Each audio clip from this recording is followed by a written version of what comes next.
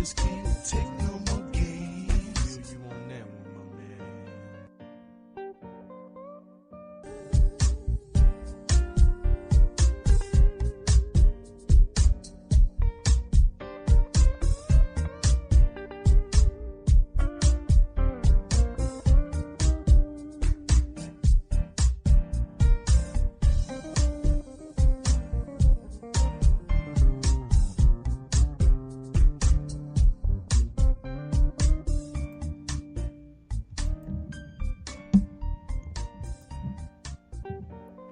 Okay, Monday edition of the After Show. Got Wink and Justice with you. Wink over here on the East Coast. And Justice over here on the West Coast of the contiguous United States of America. It is Metaphor Monday, so Yes. that icy stare might belie something. Yes, it will. We will attempt to avoid the use of like or as you know, within the theme of the day. Yeah. Speaking of themes of the day, how was your day today, Wink? Not bad, not bad. It is 67 out there, so it's not bad. Not a warm day so far. I think it might go up. That's about it. I think that's it for the high for the day. I don't think it's going much higher than that. But we'll take it. We'll take 67. A little bit drizzly out there, but what is it? May 1? Is it May 1st? So, yeah, I think we flipped the calendar to May. So that's good, too. Mind you get in the chat, just go to netrootsradio.com, scroll down the bottom of the page, and on the right-hand side of the bottom of the page, there is a link to the chat. So click that, join us there. And you might think, since you hear it, you know, at this point of the show, every time we have a show, that we're asking for money. And you would be correct. Yes. Because we are in a mini fund drive to upgrade and upgrade hardware and software. Switch out, basically. Yeah, so, you know, you would think, and probably reasonably so, that technology has a kind of planned obsolescence. Yeah. Isn't that weird? Yeah. Well, I don't know. They were taught by the best, weren't they? Yes. Here along the banks of the Rogue River, in the Rogue River Valley of Southern Oregon, it is currently, well, Weather Underground says it's 40 degrees, but my garden thermometer says that it's 46. Now, some people might not be able to tell a difference, but one can. Yeah. But here's the big one, Wink. We're going to go to a high of 78 today. Ah, there you go. 78, yeah. clear, no chance of precipitation. Tomorrow, Tuesday, 79. Wednesday, 90 degrees. Wow. With nights in the low to mid 50s. And then mid 80s on Thursday, chance of thunderstorms, and about an inch of rain. So we got that going for us too. Yeah. Which means I better get that shed built, the metal shed. It's it's in the box. Now I'm presuming that it's been leaning up. I'm hoping that the metal doesn't bend.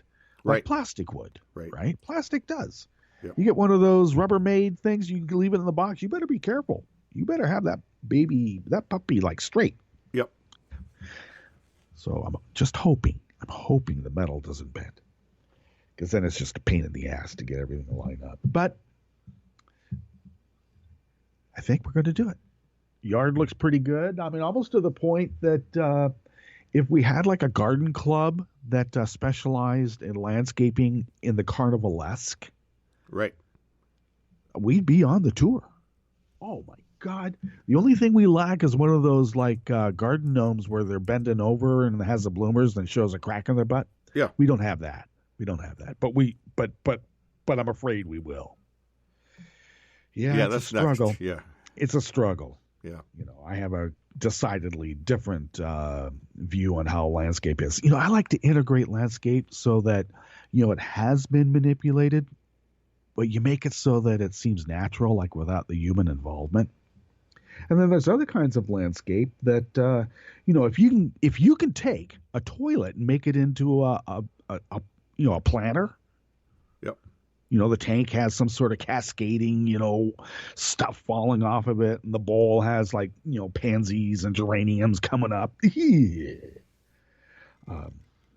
Well, we don't have that in the yard, but only because I'm a bigger person than I was when I was 12 years old. Meaning that I could, take that commode and move it where it's supposed to be, the dump. Exactly. So I'm only kidding. It's actually the yard has a whimsy to it, the garden, and my given the proper materials, my mom can actually do things that are nice. It's just that so much you go to like the craft store. God, they have a bunch of God. I just hate it. Oh, but that's why we're elitist, Wink. Right. Well, that's why I'm an elitist. There you go. There you go. I mean, I'm not gonna. I mean, you're an elitist in your own way, but I am just, Yeah. Yeah. They say a little knowledge is a dangerous thing. How about just a little bit more than a little knowledge? That's even more dangerous, and that's what I got. I admit it. Come on. Well, let's see here. Around the world, weather is, London is 56, mostly cloudy. Paris is 62 and clear. Rome is 70 and mostly cloudy. San Francisco is 61 and clear. LA is 66 and clear. Dallas, Texas, 64 and clear. Kansas City, 40 and overcast. And New York City, New York, 56 and overcast. Yeah. Does that mean that's going to start getting humid, or are those humid days still in the future? A couple weeks away yet. Yep. That's good to know. It's still a good time. This is a good time to go to New York, actually. First week or two of May is great. Yeah. First time I went to New York, I was 19. About, a week before Christmas. Don't do that. Yeah. First of all, it's hard to find a place to stay if you don't have friends. Exactly. And I had friends, and they were looking for a place to stay too. So what are you going to do? Damn, it was cold. Whew. I still remember that. Yep. But it was a growing experience, shall we say. It was on that same trip. This is how stupid I was, Wink. This is how acculturated to Southern California life and surfing culture that I got. Yeah. We decided to hitchhike in the wintertime to the East Coast. All right. My college buddies. Yeah. So I get to the Continental Divide, and I realize I didn't bring a jacket. I only had sweaters. So I had read a Steinbeck novel where the hobos stuffed their clothes with newspapers and wadded up paper to keep the thermal heat in, dead pockets, and that heats up, right, and that's how. So I did that, and also leaves, and that's how I survived till I got a ride in a nice warm truck, and I caught up with him on the road on the hitchhike back after going back to my dorm room at college, getting my coat. Now that's the drive of a 19-year-old. I got to tell you. Yeah. My God. But yeah, New York, couple of weeks or a week or so before Christmas, tough time. Pretty tough. Yeah. Time. Don't go. Don't bother. Yeah. Well, these are the issues that we will be attending to today, because on the weekend, Wink, it backs up. It's hard to talk about things that happen on Friday and Saturday because so much has occurred since then. Yeah. Yep. Already, that's old news. Right. Totally amazing. A newly released report reveals it might have been John Barron, claiming to be a mook named Carmine, who threatened a business enemy over Trump's failed Atlantic casino. Now we know who John Barron is, don't we? We've heard the name, yeah. That's who Trump said he was when he would call around the tabloids in New York saying Donald Trump is, a womanizer and women love him. I'm serious. Yeah. All right. Well, Ivanka hawks the family's new Manila development as dad invites strongman Duterte to the White House, maybe for some Korean barbecue. Yeah, that's it. Special kind. Yeah. And Donald Trump wants you to know he won the election, especially after you've been complaining about all that winning. I love how he breaks out the map with the counties, and it just shows like total red. A Right. little pocket of blue here, a little pocket of blue there. Yeah. And that's the right wing trope that oh well, you see, look, he won decidedly. Yeah. And then yeah. you go, wow, man, if only property could vote. And then you think, Yeah. Yeah. maybe it can. Ooh. Well, for the last half, we're going to report that labor unions and immigrant advocacy groups will lead May Day rallies today in a challenge to Trump's immigration policies. And in a bombshell report published just late Sunday night by the Washington Post, the U.S. far right is getting duped by Putin, and it is, quote, part of something bigger, end quote. No. I know everybody goes, some people go, oh, it's just Russian hysteria. It's just Russian hysteria. They're all hysterical. They're just hysterical. And who would want to trust our intelligence community? I mean, they're the ones that are the enemy. And I sat down with Putin, and Putin is just, he's a straight talker. Straight talker. So I'm just saying, yeah, it seems to be working, doesn't it? Yeah. Well, all that, plus the Connect, Unite, Act Daily Coast community calendar and more on the after show. With that aforementioned fellow over there on the East Coast with his subtle upstate New York coastal elitism. And that's a little different kind of elitism than you think it might be. Just trust me. And his name is Wink. And this guy over here on the West Coast with my unbridled, I don't know, it's an elitism that knows no bounds. And my name is Justice, and that was my given name. So I'm just running. I'm running with it, okay? And we do this 5 days a week for an hour-ish. In this particular, specific, and peculiar tear in the fabric of space-time, because who loves you, baby? Yes.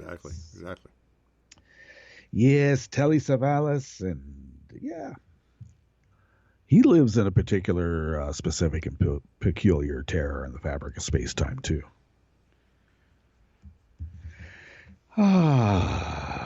Well, once again, we made it through the weekend, and we're not burned to a nuclear crisp as far as we know. Right. Because if there's different outcomes in different dimensions in the quantum universe, something might have happened, but we're experiencing the alternative. Right. So I'm just waiting for the alternative where it's like milk and honey and all sorts of nice cherubim playing lyres. Right. The little harpsichord thing. Yep. Lyre, the harp, not the harpsichord. Though that would be nice too, if they had the ability to play harpsichords while they're flitting around on those tiny little wings that are incapable of being able to support this cherubim pudginess. See, that's another thing. If I was in the Renaissance, there would be no cherubim flying around on those tiny little wings. You're born in the epoch that you're born, and you just got to run with what you got, Wink. All right. Okay, John Barron.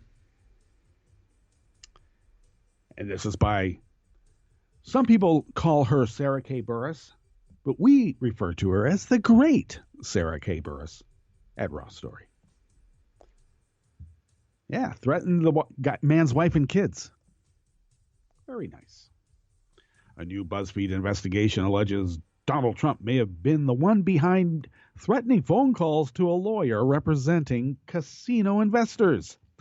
The bankruptcy of a Trump casino in 2009 set investors up to lose more than $1 billion. The attorney representing the investors got a strange and threatening call one evening. I don't know if I can do the heavy, thick New York accent, but I'll try. Let's see. Maybe I won't. My name is Carmine, the caller said. I don't know why. Is it too early to go with the F word? Maybe we'll abbreviate it so you know what I mean. There you go. My name is Carmine, the caller said. I don't know why you're effing with Mr. Trump, but if you keep effing with Mr. Trump, maybe I get into this. We know where you live, and we're going to your house for your wife and kids. attorney Christopher Hansen called the police, and an investigation revealed the call came from a payphone across the street from the Ed Sullivan Theater, where Trump was appearing on an episode of The Late Show with David Letterman, and around the time Trump was scheduled to arrive. Hansen assumed it was Trump's bodyguard, but his longtime bodyguard's name was Keith Schiller. Hansen was so terrified his local police department sent cars by his home for 3 days following. Hansen also called the state's FBI offices, showing them the transcript of the call that a colleague hastily wrote on a napkin, then emailed to Hansen moments after. The caller had a thick New York accent. The FBI called it overt extortion and told Hansen to use a portable recording device they provided him to record further threatening phone calls he received. Oops. This is the President of the United States. No one seemed to want to talk to BuzzFeed about the incident, even the attorney, so fearful for the life of his family. I don't blame him. However, Trump's lawyer, Michael Cohen, had a response. Of course, that guy does. I am not personally aware of any individual who provided security to Mr. Trump with that name. Of course you don't.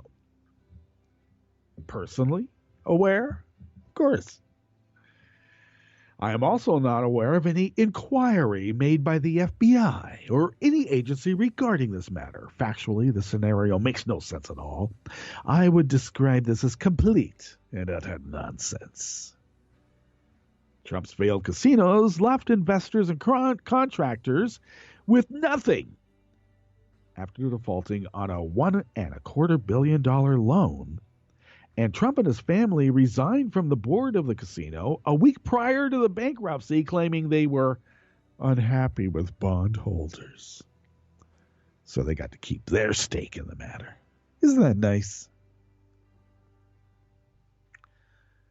Former New York City detective Bo Dietl worked with Trump off and on for over 30 years and revealed Trump was known to threaten his adversaries. According to Dietl, Trump hired me to get to the guy. We kind of deterred that attorney because what we did was we investigated the fact that the attorney wasn't exactly cleaner than the Board of Health. You know what I mean? Oh, we did some Oppo research on the guy. Maybe they caught a picture of him having some lunch with the receptionist at his medical office, maybe. Eh? I mean, at the attorney's office, maybe. Russian receptionist, possibly? Never know. This is so, I just love the salient nature of this, and it's classic, you know. Okay, so Dietl told BuzzFeed, I went to visit the guy who was trying to F Trump, and I says, I just love this. You know, I think you better think about this. He's got this and the other thing. It was enough to be very bad for that person. You know what I mean? You know? Yeah, we know. However, Dietl did not make the phone call that afternoon. Nah, it wasn't me, Dietl said. Back in 2009, I told Trump to go F himself. Honestly, I was not involved in anything with Donald in 2009. That was Dietl. The FBI investigated a similar incident to Trump in 1982. Do you now just remember when Cohen said, I personally know of no investigation by the FBI? Yeah, I guess that's plausible deniability, huh? He doesn't personally know, wink. Professionally, he does.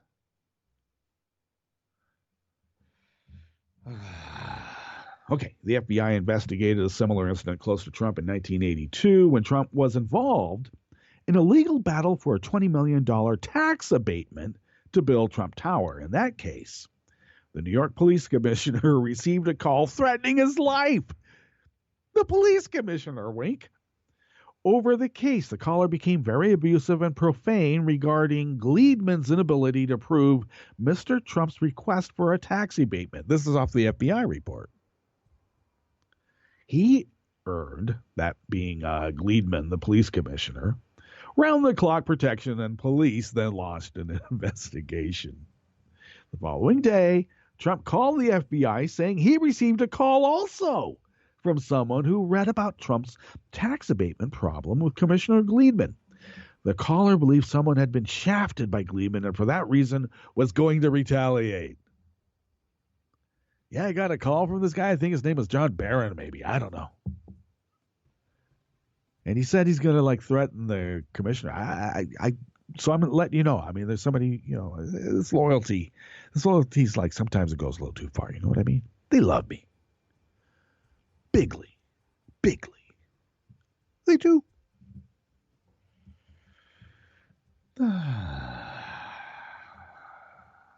The name in the FBI files was blocked out. Trump claimed the caller called him again, saying he would kill Trump if Mr. Trump told the authorities anyone concerning their prior conversations. So John Barron called Donald Trump to tell Donald Trump that if you tell anybody about that, I'm going to... Maybe this guy's got like multiple personalities, Wink. Yeah, it might. Yeah. Hate to find out what's going on in the attic with his mom. Oh, my God. Trump swore he harbors, quote, no ill feelings toward Gleedman, quote, and that his dealings with the commissioner are strictly business, end quote, from the FBI report. And what do the mobsters tell people when they're going to, like, put a cap in your knee and then in your forehead? This isn't personal. It's business. Trump has been known to call reporters using a fake name, pretending to be John Barron, a PR executive managing Trump's affairs as well as other people that work for him. Nice. This is the President of the United States, folks. So I guess inviting Duterte is not such a, out of the realm. They're sort of like right in each other's wheelhouse. And this is by Travis Getty's Out of Raw Story. Donald Trump's seemingly off-the-cuff White House invitation to Philippine President Rodrigo Duterte has raised a lot of eyebrows. Officials with both the State Department and National Security Council were reportedly caught by surprise by Trump's invitation, which he made during a, quote, warm and friendly phone conversation with Duterte, who has overseen a vigilante war on drugs that has killed thousands. They have this like program over there that's almost like what we have here called Voice. We have our thing called Voice, and if you think like any brown person anywhere in America has like committed a crime called Voice, and because you can never be too sure.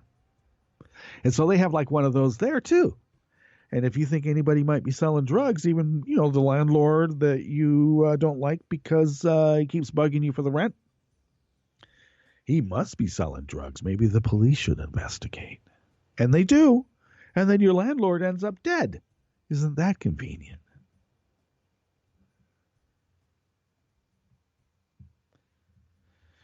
Unless the landlord has, shall we say, a business connection. And then you end up dead. Oops. Officials with both the State Department and National Security Council were reportedly caught by surprise. Of course they were. While the invitation surprised many, the real reason for the U.S. president's friendliness toward the Philippine strongman might be looming in Manila, where a new Trump-branded residential development is set to open soon. Oh my God, this is great. Ivanka Trump, the president's daughter, and a White House official appeared in a billboard advertisement and other promotional materials in Manila for Trump Century Tower, which is currently showing apartments starting at $160,000 ahead of its opening.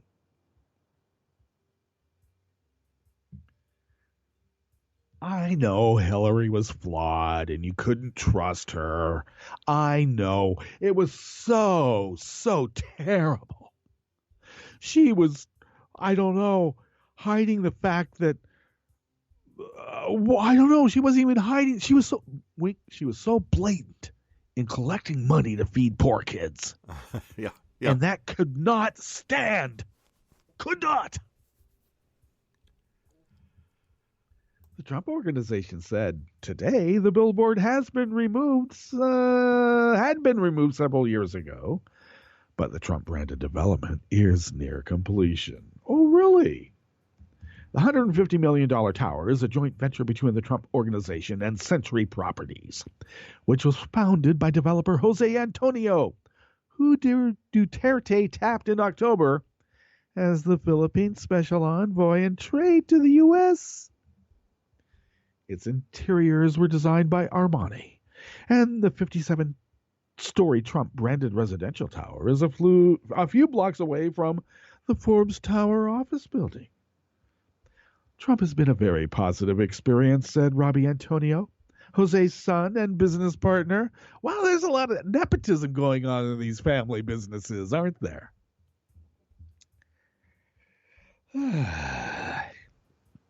The younger Antonio boasts of the friendship he's developed with Eric and Donald Trump Jr., who have taken over the family business from their own father while he serves as U.S. president. Sure. Trump, who agreed to put his name on the Manila Project in exchange for a multi-million-dollar payment up front, along with up to 25% of the developer's revenue over a number of years. Those payments could violate the Constitution's emolument clause, which prohibits office holders from accepting gifts or payments from foreign states, and the project itself places a terrorism risk, doesn't it now? But he doesn't have to worry. He's not living there. And I'm sure he's taken on a lot of janitor loans on people who might be working there who could die in a terrorist attack, and then he could collect on their deaths too. Oh, what about the people who are living there? You know, they signed a release, Wink. Says right there. One of the side effects of living in Trump Tower is increased heart rate, possible increase in blood pressure, and a 60 to 90% chance of death by terrorist attack. Call your doctor soon. Get prescribed a room in Trump Tower. You can live there. It's therapeutic. Yeah. I don't know. I'm covering all bases here. The high-profile target in a country where the Islamic State-linked Abu Sayyaf militant group operates potentially gives Duterte leverage over Trump. Oh, doesn't it now? Yep. Duterte, who claimed Trump previously invited him to New York and Washington during a December 2nd phone call, has threatened to bar U.S. troops from his country, but Duterte said he reassured Trump that he would maintain ties with a longtime Philippine ally after the president-elect promised not to interfere with his violent crackdown on suspected drug dealers and users. You go after him. I mean, what's a bunch of brown people killing a bunch of brown people? I would think in the Aryan circles he circles in, that would consider that to be a good thing, wouldn't it? This cracks me up, though, because each of these guys are like strongmen, and so they kind of respect each other. But you know there's going to be some push and shove. And I got to tell you, maybe Duterte has a little bit more of the you never know. I think that Trump is probably just, getting his bearings on the power that he has over actual people's lives. Just before it was all bluster. Now he can actually kill people. And Duterte, I think, has had a lot more practice, like when he was mayor. That's why he got to be so effective as president, because of the experience he had killing people when he was mayor. Look it up. Oh, and the Korean barbecue thing is that, what is, I got to tell you, Pinoy barbecue and Korean barbecue are decidedly different. And I don't know what they're talking about. Maybe they're thinking about, rather than barbecuing it, they're just going to nuke it. It makes it a little bit too mushy. Don't do that. Put it on the grill. Don't nuke. All right. Oh, this is quite short because it almost writes itself. It's out of Newsweek by Tim Marson. Trump wants you to know that he won the election, Wink, if you don't know already. Right. Are you alive? Wink, are you alive? Did you rise from a deep slumber just this morning? Last night, did you flicker to life a television? Do you own a radio? Or have you ever used any social media platform, Facebook, Twitter, right? On a clear spring day, do your eyes ever pan across the blue horizon in search of a propeller plane, pulling a sign behind it? Have you ever talked to as many as, but not limited to, one human being at any point in the last 100 days? If you answered yes to any of these questions, then you Wink, surely know Donald Trump was victorious in November's election and is now president of the United States. Nevertheless, Yes. the President of the United States has a message he would like to relay to you over and over and over again. He won the presidential election, and boy, was it terrific. Some 5 months of eternity have passed since America watched the likes of Michigan, Pennsylvania, and Wisconsin contribute to handing the White House to the billionaire reality TV star, and he's now some 7% through his first. And possibly, with fingers crossed, his only term. Well, there's Mar-a-Lago, so there's a nice perk right there. There you go. Yeah. Yet, Trump couldn't help but remind reporters sitting in the Oval Office on Thursday, which is inside the White House, mind you, otherwise known as the place where the President of the United States lives, well, at least on weekdays. He wanted them to know that he won the election, beating Democratic nominee Hillary Clinton. He splayed out maps diagramming his victory on the Resolute desk, newly modified with a button that alerts a lackey to bring the president a Coke at his whim. And he boasted about the upset win that shocked the world. You know, when he tells this story on the stump, I liken it to, hunters back in, prehistoric times, telling the story and dancing the dance about their great victory over taking down the mastodon. Or their raid on a neighboring village and stealing, their wares and foodstuffs. And they play out, what they did and how they stabbed.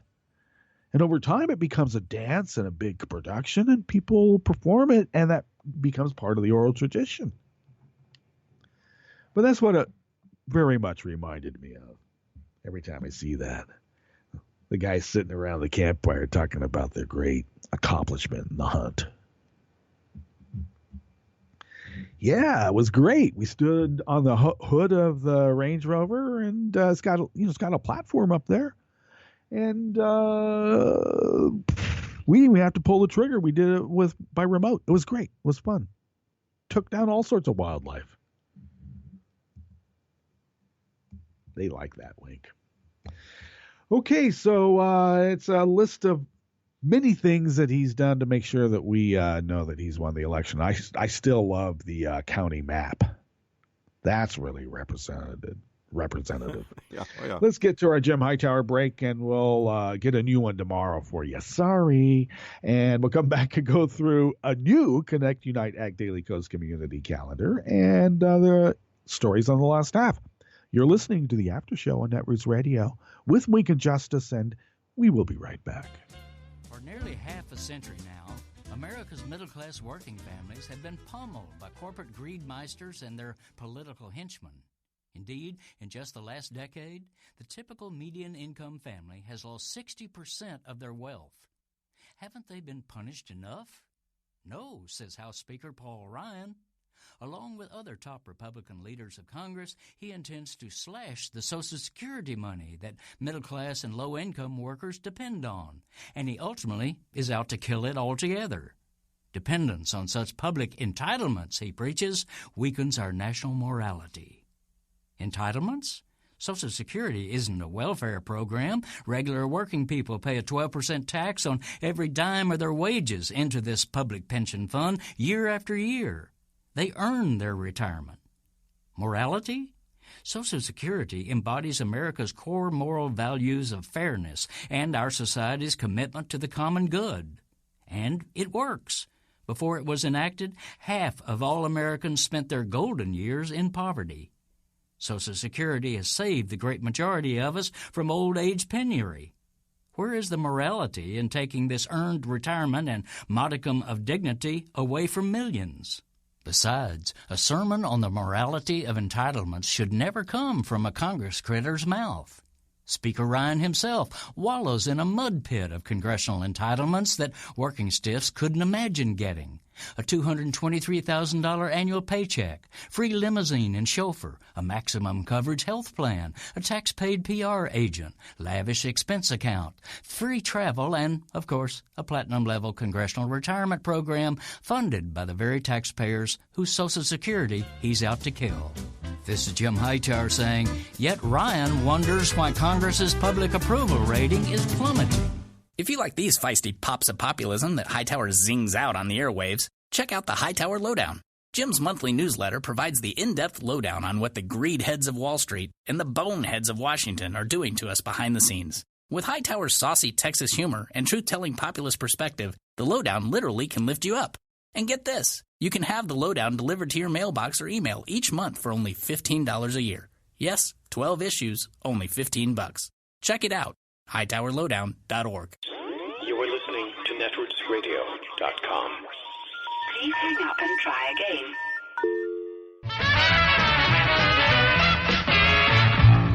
From a point at sea to the circles of your mind, a new force is at work for planetary transformation. New radio for a new Earth.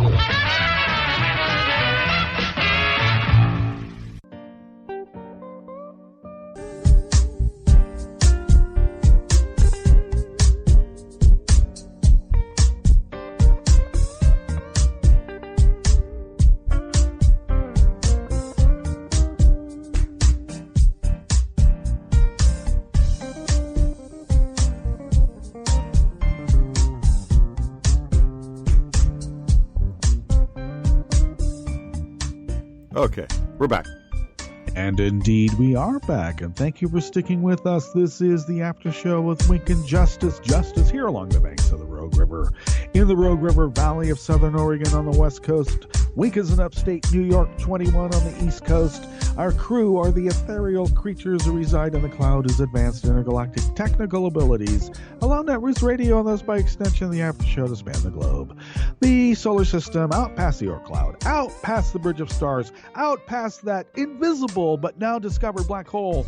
And it's just lurking out there and ready to gobble us up. And we're going to go beyond that too, because we are denser than even a black hole. Yeah. So there. Yeah.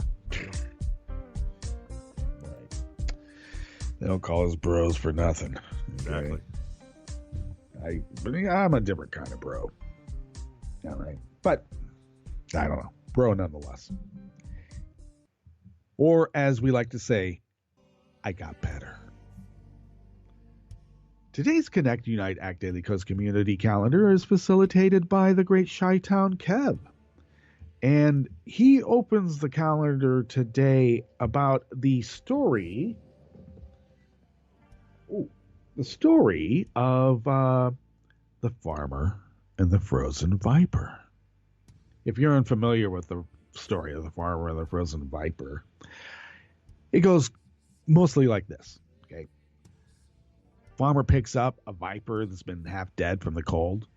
And when the farmer warms the viper uncoils, grabs a hold of the man's hand, and gives him a fatal bite.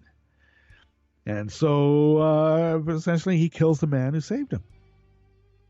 And the farmer spoke some last words, saying, well, I guess I got what I deserved for having shown kindness to a scoundrel.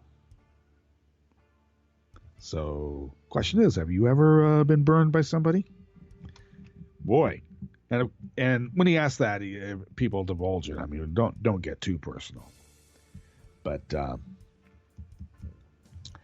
let's just say that in my experience, there's like two kinds of people that I usually don't like to associate with because they prove themselves to be untrustworthy, would like stab you in the back. And it's always a toss-up between, I don't know, like neo-Nazi types and heroin addicts. I could never decide which one was like worse. And now it turns out they've melded the two and they're all the same. So Right. makes it easier. Makes it easier to say, well, I'm not associated with those people. They're going to stab me in the back.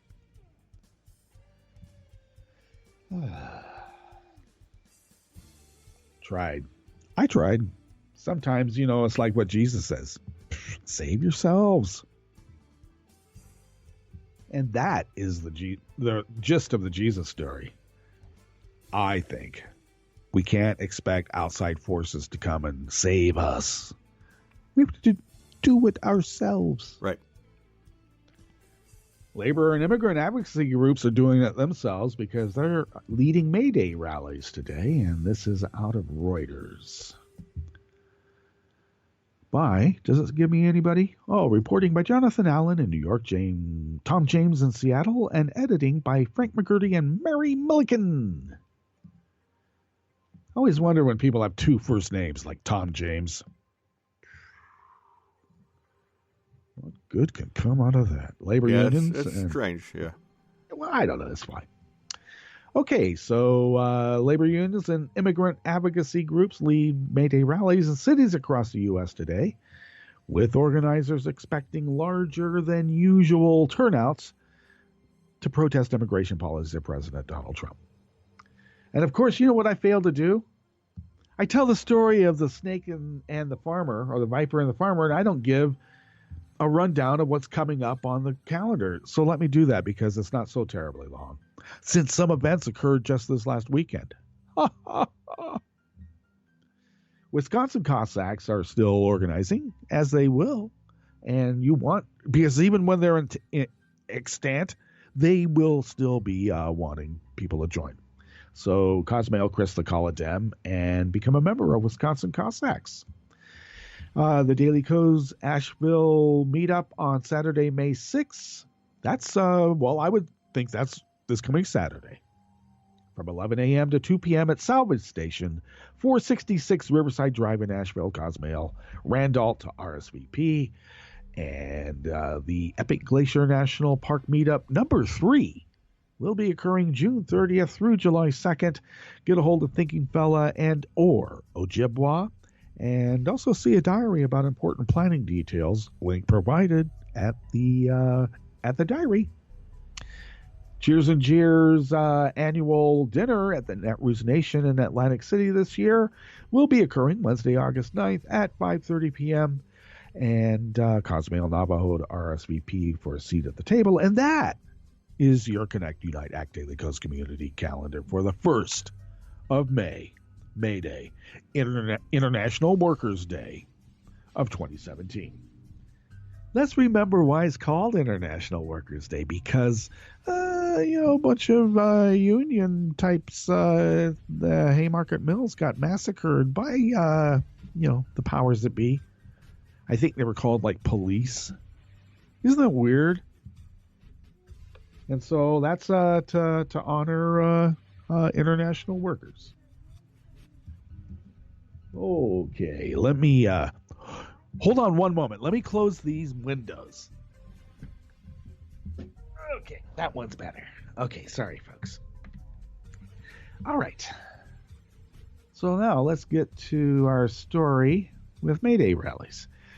The demonstrations could be the largest by immigrants since Trump's inauguration on January 20th. Activists say some immigrant-run businesses plan to shut down for some or all of the day to protest the administration's crackdown on immigrants living in the country without papers.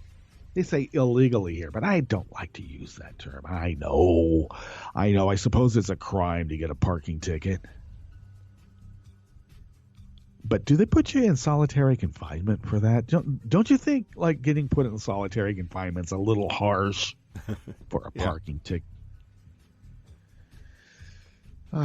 It's a nation of immigrants, and separating immigrant families because of their immigration status, it goes against what we love about this wonderful country, said Jaime Contreras, vice president of the Service Employees International Union's 32 BJ affiliate, which represents cleaners and other property service workers in 11 states. We are hearing a lot about, farmers not being able to get their crops picked. The crops are there, but there's just no labor. And when you tap the local labor pool of people, even if they are able to work, there's not enough of them. But that's okay. Better to demonize a bunch of people, because they're easy. They're easy to sort of like assign the guilt and problem arising from them rather than from our own failed policies and, just learning how to get along with each other. Yeah. May Day, also known as International Workers' Day, has typically been a quieter affair in the U.S. than in Europe, where it is a public holiday in many countries. I will say that, when I lived in and outside Paris back in the 90s, off and on, that there were so many strikes and rallies that occurred, but the May Day one was the best. I mean, it stood out from all the others. I mean, there would be a weekly march, and, parts of the city would, pretty much be closed down until, the entourage passed through. And sometimes they'd be huge with the big old banners, almost spanning the whole boulevard wherever they were. It was quite something. Lots of clanging. It was great. Weekly. But I got to say, May Day stands out. At lunchtime, fast food workers will join elected officials in a rally outside a McDonald's restaurant in Midtown Manhattan, calling for more predictable work schedules. Well, that's stupid. If these workers know when they're going to work, then how can we slot them in to make our lives easier? Damn it, they're just cogs in a machine. Exactly. Exactly. And so that's... and immigrant-run convenience stores and taxi services in Upper Manhattan will close during the morning rush hour between 7 and 10. I think that's already happening right now, in a protest reminiscent of those staged on A Day Without Immigrants. So in the early evening, organizers expect thousands of demonstrators to gather at a rally in Manhattan's Foley Square for musical performances and speeches by union leaders and immigrants living in the country illegally. Out here in the West, we always did a maypole. You know what a maypole is, don't you? It's like a rite of spring from central British tribal groups. And they would have these fair maidens dressed in like their spring clothes. And they would dance around a pole with ribbon and wrap it. Yeah. So we did that. And so, like, my sister was one, but sisters were like some of the girls in town, in our little town that, got to wrap the maple. It was always quite something. Don't call it International Workers' Day, though. Don't call it that. That's why, and that's another reason why Labor Day is like a different day, because they really didn't want to mark the Haymarket Massacre as being like, honoring workers. Right. I mean, it is kind of macabre when you think about it, but then people forget the cost of what it took to have, what was it now? 8 hours of work, 8 hours of leisure, 8 hours of rest. Well, if you cut out the leisure and you take the rest down to, I don't know, what do they need? 4 hours? Edison lived on 4 hours. Come on. In fact, even better. Edison lived on 4 hours, but it wasn't all at once. He split it up in 15 to 20-minute blocks. Yeah, okay? Exactly. So that's even better. So basically, you're getting 15 minutes of sleep, and then you work, take another nap, work. Then I suppose the masters and captains of industry will get what they want. Not enough. Trump, I made reference to Trump glorifying an Andrew Jackson. Old Hickory called him a swashbuckler. Old Hickory was a swashbuckler. Holy hell. And kind of mistaken his time frame. Old Hickory died in 1841. Civil War started, 1861, and it ended in 1865. Okay. Right. Somehow Trump thinks that Old Hickory was around during that time, but let's just give him the benefit of the doubt. Basically, what Trump was saying, that if Old Hickory had been able to affect the outcome of the Civil War, then, basically he could have saved slavery for you and me. I mean, what went on with the Civil War? I mean, he could have stopped that, and we could have had slavery still. And everybody would know their place, and we'd have a grand old country. Make America great again. Oh, God. I don't know. I do sort of miss the tea and crumpets and the minstrel shows on the big wide porch under the magnolia trees. God, I wish we could have those days back again. Damn. Little ceramic lawn jockeys, Yeah. They're just not. Yep. That's not good enough to assuage the racist thirst that they have. They got to have like real people for that. Wink. Only we knew. Damn it. That's the kind of economic anxiety they have. They got to pay people. Pay people for things? We don't do that here. That's not done in polite society. Okay. All right. Let's see. What's it called? Russian hysteria. Well, if it is just Russian hysteria, then we can just laugh at it later. Okay. I think it's all funny because people fall for this over and over and over and they don't see it. But I will say this. I kind of trust our intelligence services a little bit better than the FSB, KGB guys. Okay, a little bit more. Mostly because, do we really presume that everybody like a Valerie Plame was a bad person just because of where she worked? She was trying to keep us from getting blown up from people like this guy right here, Vladimir Putin. And we're not going to trust her because of some idiots that were able to stovepipe for Cheney? Give me a break. We're going to run to Putin because we can trust him more than the people on our side trying to preserve this great experiment. I guess what it means is that when you get to a certain station in life and you have a certain amount of money, wherever the wind blows, that's where you go. As long as, the money is folding. Nice to have the kind that jingles, but it better be the kind that folds. Right. This is by David Ferguson out of Raw Story. In recent years, finding themselves increasingly ideologically alienated in the U.S., certain members of the far right have found sympathetic kindred spirits among Russia's well-connected elite.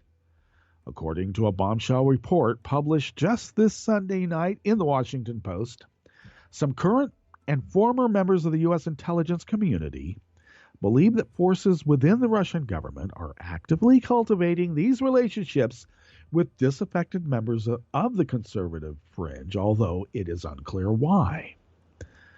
No, it's not unclear why. I know that's a double negative, but please, it's completely clear. And this is not necessarily a bombshell report. It's only a bombshell report because people have to be reminded of what goes on.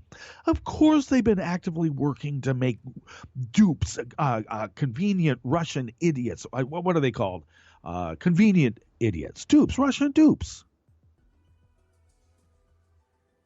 That's what they do. They've been doing it since we were hiding under desks for, awaiting certain immolation from nuclear blasts.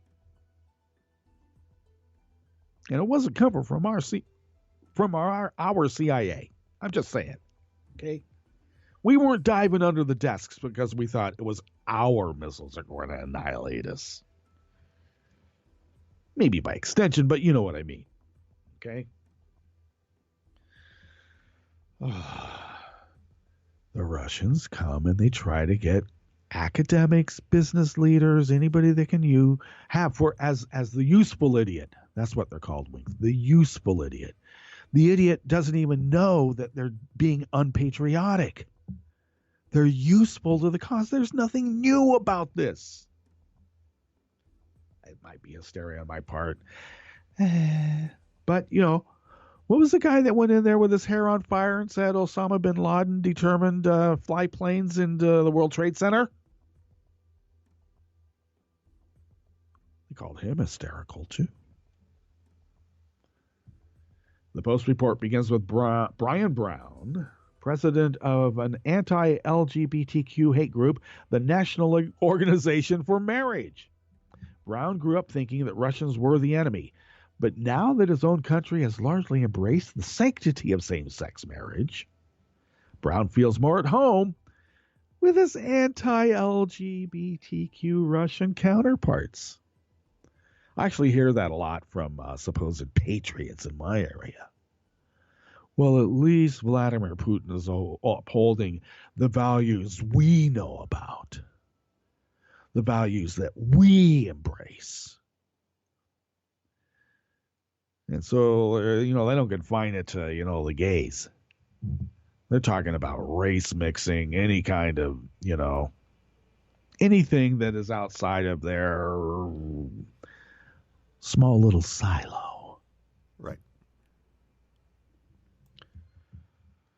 From gun rights to terrorism to same-sex marriage, many leading advocates on the right who grew frustrated with their country's leftward tilt under President Barack Obama have forged ties with well-connected Russians and come to see that country's authoritarian leader, Vladimir Putin, as a potential ally. The night of the election, when the results were in and Obama was declared the winner the first time, I was working at the front desk of a Tony Nob Hill boutique bed and breakfast, in my capacity as, assistant manager. But, the overnight guy. That shift. And there was a woman there who I recognized from her previous visits. And you always have small talk. Politics really isn't something that you talk about necessarily in that venue. But she was sitting in the lobby crying. And I didn't get what she was crying about, but I was concerned enough that maybe I should offer her some tissues. And I did.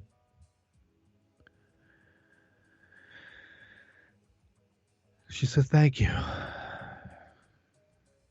And then, unprompted, said, "Our country is fucked." I went, "What?" "Our country is fucked." Excuse the F word in the morning. I apologize for that. But that's what she said. What I took away from what came after was essentially this was an example that the country is irreversibly changed for the worse. A black man president, bringing in all of, I guess, brown people, gay people wanting to be happy with each other.